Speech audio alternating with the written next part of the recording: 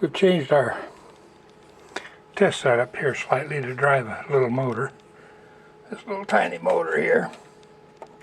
A hobby motor. Got a gear on the end of it for some other project we had one time.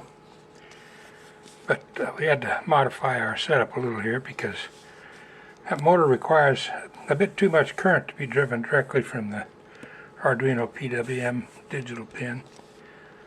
So we're employing a little device called a UNL 2003A.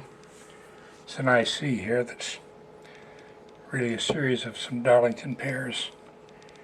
And we hooked a few of them in parallel to get enough current to drive that motor. But we'll run our PWM, our pulse width modulated signal, into the input of the 2003, and the output will provide more current and it'll drive our motor for us. We're using an external power supply. We have that set at 5 volts. It's a 3-volt motor, but it'll take 5 all right. We can set it down a little slower too, but you'll get the idea. And we still have our potentiometer to widen the pulse. You can hear our motor take off. We'll see if we can get that on video for you. Okay, should be looking right at it here. So I turn the pod up. We have no PWM signal at all now as we start to get into it. Notice how nice and slow and smooth the motor starts. This is a lot of the transformers on your HO model railroad trains setups will use PWM nowadays because it provides a more precise control of the motors and the engines, and they run a lot smoother. We're really working with average voltage, average current through the PWM.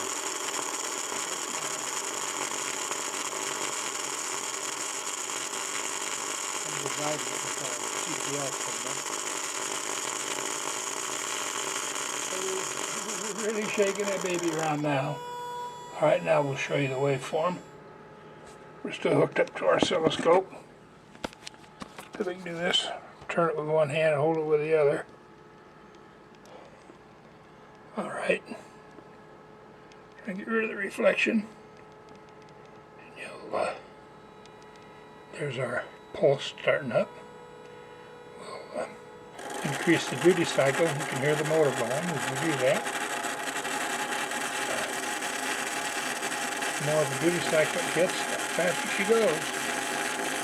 So we get to the point where we got a solid 5 volts down to it. And we're modifying that with our power. Notice as the try to hold this up to get rid of that reflection. Notice as the pulse width increases, the motor will slowly start.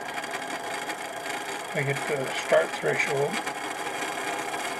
and it will continue to gain speed and torque. Actually, low speed such motors have a lot of torque, a lot more torque at the lower speed than a gas engine can go.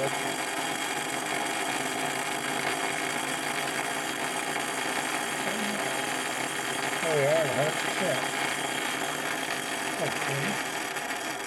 Another thing to take a look at is that's not a real fine current adjust, the right hand 2 digits, but you'll see the current as it speeds up. The motor is using will pop up to around 0.1 milliamps as it starts.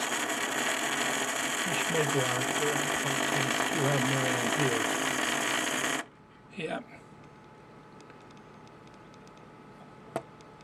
So that's that. Shows you how that works.